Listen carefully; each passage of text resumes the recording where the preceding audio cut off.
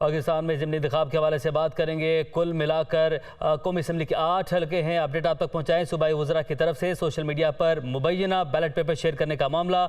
Election commission Khyber Pakhtunkhwa का social media पर ballot paper share करने का नोटिस।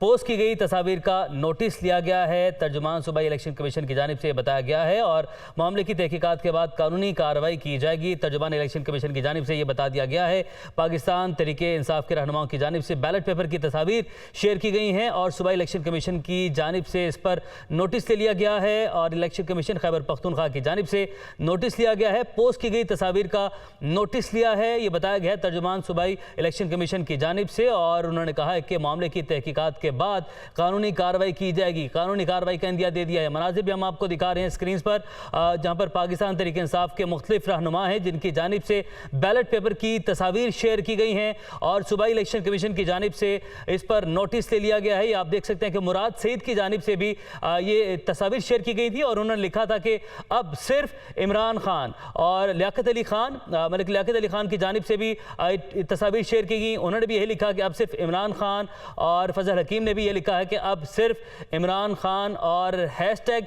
बल्ले पे ठप्पा। और इसी मामले के ऊपर सूबाई इलेक्शन कमीशन की जानिब से नोटिस ले लिया गया है।